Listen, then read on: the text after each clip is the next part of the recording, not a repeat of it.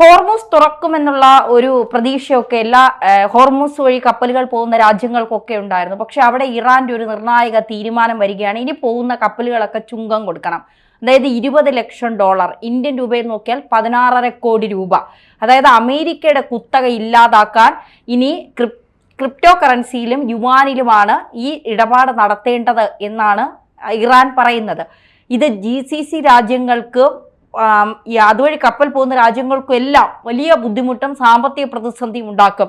എന്താണ് ഇറാൻ ഇങ്ങനെ ഒരു നീക്കം നടത്താനുള്ള കാരണം? ശരിക്കും പറഞ്ഞാൽ ഈ പശ്ചിമേഷ്യൻ യുദ്ധം ഇപ്പോൾ താൽക്കാലികമെങ്കിലും നിർത്തിവെക്കാനായിട്ട് അമേരിക്ക മുൻകൈ എടുത്തതിൻ്റെ പ്രധാന കാരണം ഹോർമൂസ് കടലിടുക്ക് വഴിയുള്ള കപ്പൽ ഗതാഗതം പുനഃസ്ഥാപിക്കണമെന്ന് ആവശ്യപ്പെട്ടുകൊണ്ടാണ്. എന്നിട്ട് അമേരിക്ക ഇറാൻ്റെ അടുത്ത് പറയുകയും ചെയ്തു, നിങ്ങൾ അതുവഴി കപ്പൽ കടത്തിവിടാനുള്ള പെർമിഷൻ കൊടുക്കണം, അനുമതി കൊടുക്കണം എന്നൊക്കെ പറഞ്ഞു. ഇറാനുള്ള അവസരം മുതലെടുത്തു. കാരണം ഇറാൻ മുന്നോട്ട് വെച്ച 10 ഉടമ്പടി അംഗീകരിച്ചുകൊണ്ടല്ല ഈ വെടിനിർത്തൽ പ്രഖ്യാപിച്ചത്. എന്ന് മാത്രവുമല്ല, ഈ വെടിനിർത്തൽ പ്രഖ്യാപനത്തിന് ശേഷവും ഇറാനിലെ എണ്ണപ്പാടത്തിന് നേരെ ഈ അമേരിക്ക ആക്രമണം നടത്തി. ഇവിടെ ഇപ്പോൾ ഇറാൻ ഒരു നിർണായകമായ തീരുമാനം എടുക്കുന്നു. അതായത് ഹോർമൂസ് കടലിടുക്ക് ഞങ്ങൾ തുറക്കും, അതുവഴി എല്ലാ കപ്പലുകൾക്കും കടന്നു പോകാം. പക്ഷേ ഞങ്ങൾ അവിടെ നിന്ന് ചുങ്കം പിരിക്കാനായിട്ട് തീരുമാനിക്കുന്നു. ഒരു കപ്പൽ അതുവഴി കടന്നു പോവുകയാണെങ്കിൽ $20 ലക്ഷം ഞങ്ങൾക്ക് തരണം. അതായത് 16.5 കോടി രൂപ. നമ്മൾ കൃത്യമായിട്ട് പറഞ്ഞാൽ ഒരു ബാരലിന് $1 വെച്ച് നൽകണം. അതായത് വലിയ ടാങ്കറുകളുണ്ട്, വലിയ കൂറ്റൻ കപ്പലുകൾ. ഈ കപ്പലുകളിലൊക്കെ 20 ലക്ഷം ബാരൽ എണ്ണയൊക്കെയാണ് കൊണ്ടുപോകുന്നത്. അത്തരം എണ്ണ കൊണ്ടുപോകുമ്പോൾ $20 ലക്ഷം ഇവർ വാങ്ങുകയാണ്. എന്തിനു വേണ്ടി? ഞങ്ങളുടെ രാജ്യം അമേരിക്കൻ ആക്രമണത്തിൽ തകർന്ന് തരിപ്പണമായി. ഞങ്ങളുടെ രാജ്യത്ത് ഒരുപാട് ബിൽഡിങ്ങുകൾ തകർന്നു, വീടുകൾ തകർന്നു, ജനവാസ കേന്ദ്രങ്ങൾ തകർന്നു. അതൊക്കെ ഞങ്ങൾക്ക് റീബിൽഡ് ചെയ്യണം. അതിനുള്ള പണം എവിടെ? അപ്പോൾ അമേരിക്ക ഉൾപ്പെടെയുള്ള യൂറോപ്യൻ രാജ്യങ്ങളും GCC രാജ്യങ്ങളുമൊക്കെ ഇത്രയും പണം തന്നാൽ ഞങ്ങൾ കപ്പലുകളെ കടത്തിവിടാം. ഇങ്ങനെ ചെയ്തില്ലെങ്കിൽ എന്ത് പറ്റും? IRGC കൃത്യമായിട്ട് അതിനുള്ള മറുപടി പറഞ്ഞിട്ടുണ്ട്. അതായത് ഏതെങ്കിലും തരത്തിൽ ഞങ്ങളുടെ അനുമതിയില്ലാതെ കപ്പലുകൾ ഹോർമൂസ് കടലിടുക്ക് വഴി കടന്നുപോയാൽ ആ കപ്പലുകൾക്ക് നേരെ കടൽ മൈനുകൾ ഉപയോഗിച്ചും ബാലിസ്റ്റിക് മിസൈലുകൾ ഉപയോഗിച്ചും ഞങ്ങൾ ആക്രമണം നടത്തും. ഇവിടെ കപ്പലുകൾക്ക് ഇൻഷുറൻസ് നൽകാൻ പോലും കമ്പനികൾ മടിക്കുന്ന ഒരു സാഹചര്യത്തിൽ ഇത്തരത്തിൽ ഒരു ആക്രമണം നടത്തുമെന്ന് ഇറാൻ റവല്യൂഷണറി ഗാർഡ് കോർപ്സ് ഒരു കാര്യം പറഞ്ഞാൽ ലോക രാജ്യങ്ങൾ വല്ലാതെ ഭയപ്പെടും. അപ്പോൾ അമേരിക്ക ഇവിടെ യുദ്ധം നിർത്താനായിട്ട് പെടാപ്പാട് പെട്ടത് ഈ ഹോർമൂസ് വഴി കപ്പൽ ഗതാഗതം സുഗമമായി പോകാൻ വേണ്ടിയിട്ടാണ്. പക്ഷേ ഇറാൻ തന്ത്രപരമായ ഒരു നീക്കം നടത്തി. എന്ന് മാത്രവുമല്ല, ബിറ്റ്കോയിൻ അടക്കമുള്ള ക്രിപ്റ്റോ കറൻസിയിൽ ഞങ്ങൾക്ക് പണം മതി, അല്ലെങ്കിൽ ചൈനീസ് കറൻസിയായ യുവാനിൽ മതി. ഇതൊരു വലിയ അടിയാണ്. കാരണം അമേരിക്ക എല്ലായ്പ്പോഴും ഈ പെട്രോളിൻ്റെ കച്ചവടം നടത്തുന്നത് പെട്രോ ഡോളറിലാണ്. അതിലൂടെയാണ് അമേരിക്ക ലോക സമ്പദ് വ്യവസ്ഥയിൽ വലിയ ആധിപത്യം സ്ഥാപിക്കുന്നത്. കാരണം ഒരു കാലത്ത് സൗദിയുമായിട്ടുള്ള ഒരു യുദ്ധ സമയത്ത് അവരെ സഹായിക്കാൻ ചെന്ന അമേരിക്ക ഈ പെട്രോ ഡോളറിൽ മാത്രം നിങ്ങൾ ഈ വ്യാപാരം നടത്തണം, അങ്ങനെയാണ് ഈ പെട്രോ ഡോളറിൽ വന്നത്. ഈ പെട്രോ ഡോളറിലെ ആധിപത്യം എത്രയും കാലമായിട്ട് അവസാനിപ്പിക്കാൻ ലോകത്തിലെ പല രാജ്യങ്ങളും ആഗ്രഹിക്കുന്നുണ്ട്, പ്രത്യേകിച്ച് ചൈന. അതുകൊണ്ടാണ് ഇപ്പോൾ ചൈനയിലെ യുവാനിൽ ഈ ഇടപാട് നടത്തിയാൽ മതി എന്ന് പറയുന്നത്.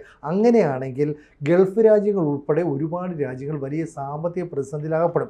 ഇപ്പം നമ്മൾ ആലോചിച്ച് നോക്കി, ഇപ്പോൾ യൂറോപ്യൻ രാജ്യങ്ങൾ, നാറ്റോ രാജ്യങ്ങളൊക്കെ ഉണ്ടല്ലോ, ഈ നാറ്റോ സഖ്യമൊക്കെ ഡോളറിലാണ് വ്യാപാരം വിനിമയം എല്ലാം നടത്തുന്നത്. ഈ പറയുന്ന ഹോർമൂസ് കടലിടുക്ക് കടക്കാൻ അവർ ചൈനീസ് കറൻസി മേടിച്ചു കൂട്ടേണ്ടി വരും. ഇതുവരെ എന്താ ചെയ്യുന്നത് വെച്ചാൽ അമേരിക്കൻ ഡോളർ വാങ്ങാനായിട്ട് വൻതോതിൽ പണം ലോക രാജ്യങ്ങൾ നിക്ഷേപിച്ചിരുന്നു.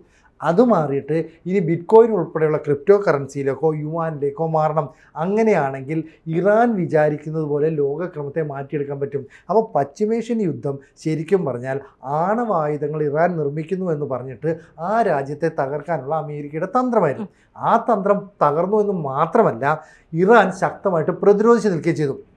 ഒറ്റയടിക്ക് എണ്ണപ്പാടങ്ങൾ കൈക്കലാക്കാനുള്ള അമേരിക്കൻ തന്ത്രം തകർന്നു. ഒപ്പം ഹോർമൂസിന് മേലുള്ള അമേരിക്കയുടെ ആധിപത്യം ഇല്ലാതെയാകുന്നു. ഇവിടെ ഇന്ത്യൻ കപ്പലുകൾ എന്ത് ചെയ്യുന്നൊരു ചോദ്യമുണ്ട്.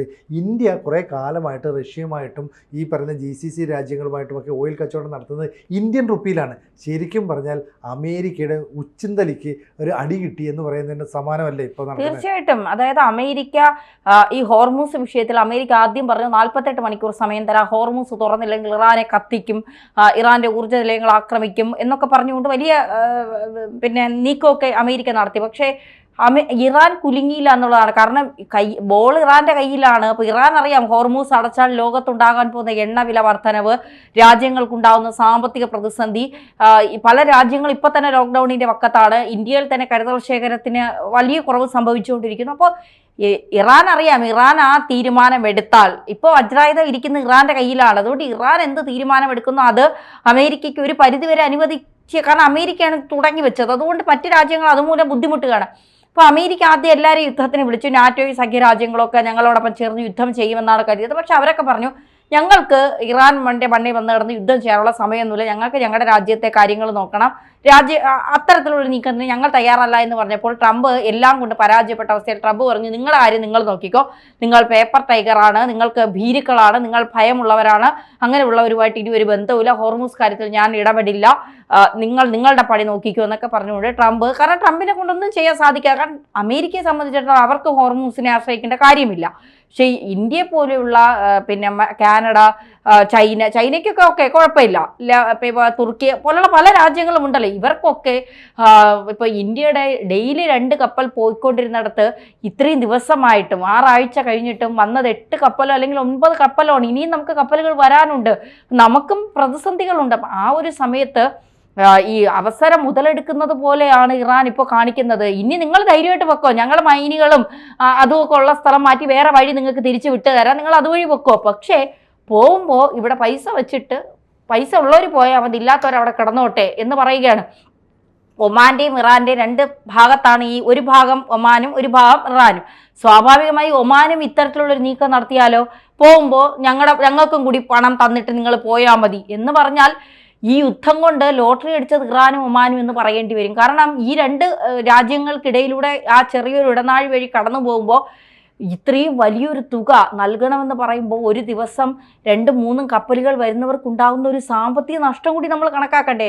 എന്തിനാണ് അമേരിക്ക ഇത് തുടങ്ങിയതെന്ന് അമേരിക്കയ്ക്ക് അറിയില്ല. ഇസ്രായേലിനെ സംബന്ധിച്ച് നമുക്ക് പറയാം, അവരെ ജീവിക്കാൻ കാലാകാലങ്ങളായി ഇറാൻ അനുവദിക്കുന്നില്ല, അതുകൊണ്ട് അവർ ആക്രമിക്കുന്നു, അവർക്ക് നിലനിൽപ്പിന് വേണ്ടിയുള്ള ഒരു ആക്രമണം എന്ന് പറയാം. അമേരിക്ക എന്തിനാണ് അവിടുത്തെ എണ്ണപ്പാടങ്ങൾ കണ്ടുകൊണ്ടുള്ള അമേരിക്കയുടെ നീക്കം? അവിടെ മനുഷ്യർ ചങ്ങലവല തീർത്തുകൊണ്ട് ഇറാൻ പ്രതിരോധിക്കാൻ ഇറങ്ങിയപ്പോൾ ഒരു നിക്കക്കള്ളിയില്ലാതെ അമേരിക്ക വെടിനിർത്തൽ പറഞ്ഞു, എന്നിട്ടത് നടപ്പിലാക്കിയോ? ഇല്ല. അമേരിക്ക എന്ന് പറയുമ്പോൾ നമുക്കതിൽ വിശ്വസിക്കാൻ കഴിയില്ല. കാരണം സ്വന്തം പൈലറ്റിനെ രക്ഷിക്കാൻ കോടിക്കണക്കിന് രൂപയുടെ വിമാനം ബോംബിട്ട് തകർത്ത ഒരു മനുഷ്യനാണ് ആ ഒരു നാടകം പൊളിഞ്ഞപ്പോൾ. സ്വാഭാവികമായി ഇയാൾ എന്ത് കാണിക്കും, എന്ത് ചെയ്യുമെന്ന് ആർക്കും പറയാൻ പറ്റാത്ത ഒരവസ്ഥയിലേക്ക് പോകുന്നു. ഇനി ഇസ്രായേൽ ലെബനിൽ ആക്രമണം കടുപ്പിക്കുമ്പോൾ ടെല്ലവീവിലേക്ക് ഇറാൻ ആക്രമിക്കുന്നു എന്ന് പറയുമ്പോൾ വീണ്ടും ഇസ്രായേൽ ഇറാനും തമ്മിലുള്ള ഒരു പൊരിഞ്ഞ യുദ്ധത്തിന് വീണ്ടും ലോകം സാക്ഷ്യം വയ്ക്കാൻ പോകുന്നു. എത്ര പേരുടെ മരണം, എന്തെല്ലാം നാശനഷ്ടങ്ങൾ, കെട്ടിടങ്ങൾ തകരുന്നു, വാഹനങ്ങൾ തകരുന്നു, ആളുകൾക്ക് ജീവൻ നഷ്ടമാകുന്നു. അപ്പോൾ ഇതൊക്കെ നമുക്ക് പകരം വയ്ക്കാത്ത ഒരു കാര്യം തന്നെയാണ്. ഈ യുദ്ധം ആരംഭിച്ചത് അവസാനിപ്പിക്കാൻ പോകുന്നത് എന്തിനാണെന്ന് ലോകം തന്നെ അറിയാത്ത രീതിയിൽ നിൽക്കുന്നു. ഇത് പ്രധാന നഷ്ടം ഉണ്ടാകാൻ പോകുന്ന GCC രാജ്യങ്ങൾ, സൗദി അറേബ്യ, UAE, ഖത്തറും അടക്കമുള്ള രാജ്യങ്ങളൊക്കെ ഒരു ദിവസം വൻതോതിൽ എണ്ണ ഉൽപ്പാദിപ്പിക്കുന്നുണ്ട്. ലോകത്തെ എണ്ണ ഉൽപ്പാദിപ്പിക്കുന്നതിൻ്റെ 20% ഓരോ ദിവസവും ഈ ഹോർമൂസ് വഴി കടലിലേക്ക് വഴി പോകണം. അപ്പോൾ ഇനി അമേരിക്കയ്ക്ക് ഈ സംരക്ഷണം നൽകാൻ കഴിയില്ല. അതായത് GCC രാജ്യങ്ങൾക്ക് ഒരു പ്രൊട്ടക്ഷനും ഇല്ല. അവരും ഈ കപ്പൽ ഇതുവഴി കടത്തിക്കൊണ്ട് പോകണമെങ്കിൽ $20 ലക്ഷം വീതം കൊടുക്കണം. അത്രയും പണം കൊടുത്തു കഴിഞ്ഞാൽ അമേരിക്കയ്ക്ക് ഈ പറയുന്ന സംരക്ഷണത്തിന് വേണ്ടി കൊടുത്ത ചെലവിൻ്റെ അത്ര പോലും തുക വരുന്നില്ല. മാത്രമല്ല ഇവർക്ക് എണ്ണവില കൂട്ടേണ്ടി വരും. അങ്ങനെയാണെങ്കിൽ അന്താരാഷ്ട്ര വിപണിയിൽ ഈ ക്രൂഡ് ഓയിലിൻ്റെ വില ക്രമാനുഗതമായി കൂടും. അതിനെ പിടിച്ചു നിർത്താൻ പലപ്പോഴും കഴിയില്ല. അതുമൂലം പല നഷ്ടങ്ങളുണ്ടാകും. ഇപ്പം ഈ ഗൾഫ് രാജ്യങ്ങൾ എണ്ണയുടെ വില കൂട്ടിയാൽ അതിനനുസരിച്ച് ബാക്കിയുള്ള സാധനങ്ങൾക്കെല്ലാം വില കൂടും. ഇപ്പം വസ്ത്രങ്ങളുടെ ആയിക്കോട്ടെ, അതുപോലെ തന്നെ ദൈനംദിന ഉപയോഗിക്കേണ്ട ഉൽപ്പന്നങ്ങൾക്കായിക്കോട്ടെ, കപ്പൽ വഴി കടത്തിക്കൊണ്ടു പോകുന്ന വളത്തിനായിക്കോട്ടെ, എല്ലാത്തിനും വില കൂടും. അങ്ങനെ വില കൂടിയാൽ ലോകമെമ്പാടും വിലക്കയറ്റത്തിൻ്റെ പിടിയിലേക്കും അകപ്പെടും. മാത്രമല്ല ക്രൂഡ് ഓയിലിൻ്റെ വില നിശ്ചിത ശതമാനത്തിന് അപ്പുറത്തേക്ക് കൂടിയാണ്. അതായത് ബാരലിന് 150 മുതൽ 200 വരെ ആയാൽ ലോക വിപണിയിൽ മാന്ദ്യം അനുഭവപ്പെടും. അങ്ങനെ സാമ്പത്തിക മാന്ദ്യം കൂടി അനുഭവപ്പെട്ട് കഴിഞ്ഞാൽ അക്ഷരാർത്ഥത്തിൽ ലോക രാജ്യങ്ങൾ അമേരിക്കയെ ഒറ്റയടിക്ക് കുറ്റപ്പെടുത്തും. ഇവിടെ ഉള്ള അവസരം മുതലെടുക്കാനായിട്ട് IRGC ചില നീക്കങ്ങൾ നടത്തുന്നു. ഞങ്ങളുടെ അനുമതിയില്ലാതെ ഏതെങ്കിലും കപ്പൽ ഇതുവഴി കടന്നുപോയാൽ ഞങ്ങൾ ആ കപ്പലിന് നേരെ കടുത്ത ആക്രമണം നടത്തുമെന്നും പറയുന്നു. അങ്ങനെ ഒരു ആക്രമണം നടത്തി കഴിഞ്ഞാൽ ഈ രാജ്യങ്ങളെല്ലാം തന്നെ സാമ്പത്തികമായിട്ട് ഒരുപാട് പാപ്പരായിപ്പോകും. ഇതാണ് ഇപ്പോൾ സംഭവിച്ചുകൊണ്ടിരിക്കുന്നത്. അപ്പോൾ ഇറാൻ പറയുന്നത് പോലെ $20 ലക്ഷം കൊടുത്തിട്ട് ഹോർമൂസ് വഴി എത്ര രാജ്യങ്ങൾക്ക് കപ്പൽ കടത്തിക്കൊണ്ട് പോകാം? അങ്ങനെ കടത്തിക്കൊണ്ട് പോയാൽ ആ രാജ്യത്തെ സാമ്പത്തിക പ്രതിസന്ധിക്ക് എങ്ങനെ പരിഹാരം കാണാം? ഇതൊക്കെ തന്നെ ലോകത്തിന് മുന്നിൽ വലിയ ചോദ്യചിഹ്നമായി നിൽക്കുന്നതാണ് ഇപ്പോൾ നമുക്ക് മനസ്സിലാകുന്നത്.